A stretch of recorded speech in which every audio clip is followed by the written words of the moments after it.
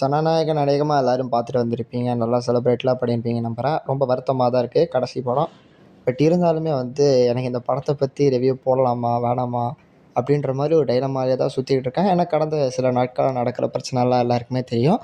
But இந்த video கடைசியில் தான் அதை பற்றி பேச போகிறோம். நீ ஏன் வந்து லென்த்தி வீடியோவாக ஒரு ரிவ்யூ போடாமல் இதுக்கு ஷார்ட்ஸாக போடுறேன்னான்றதையும் கடைசியாகவே சொல்கிறேன். எனக்கு இந்த படம் வந்து ஒரு ஓகேஷான ஃபீலை தான் கொடுத்துச்சு. ஆனஸ்ட்டாக சொல்லணும்னா லாஸ்ட் ஃபிலிம் இன்னும் கொஞ்சம் பெட்டராக பண்ணியிருக்கலாம். பட் எதா இருந்தாலும் நீங்கள் நல்லாவே என்ஜாய் பண்ணலாம் இந்த படத்தை. அதுலலாம் ஒரு குறையுமே இல்லை. அனிருத் அவர்கள் மியூசிக்காக இருக்கட்டும், சினிமாட்டோகிராஃபியாக இருக்கட்டும், அண்ட் விஜய் சாரோட ஸ்க்ரீன் ப்ரெசன்ஸ்லாம் சொல்லவே தேவையில்ல, சூப்பராகவே இருந்துச்சு. பட் படம் வந்து பெருசாக கனெக்டே ஆகலை. நம்ம கூட வந்து ஒரு மாதிரி கனெக்ட் ஆகாமலே படம் பாட்டு ஓடிக்கிட்டு இருக்கு, அது பாட்டு சீன்ஸாக அப்படின்ற மாதிரி தான் இருந்துச்சு.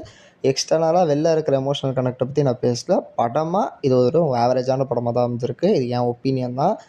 இந்த படத்தை பற்றி பேசினா நிறைய வியூஸ் போகும். ஸோ அதை யூஸ் பண்ணி இன்னும் நிறைய பேருக்கு இந்த பிரச்சனையை பற்றி சேர்க்கலாம் அப்படின்றனால தான் இந்த ஷார்ட்ஸாக போட்டேன். தயவுசெய்து வந்து இது உங்கள் பிரச்சனை இல்லை அப்படின்றனால சப்போர்ட் பண்ணாமல் இருக்காதீங்க. கண்டிப்பாக சப்போர்ட் பண்ணுங்கள். அண்ட் அவ்வளோதான் இந்த video. Until then good bye from RL.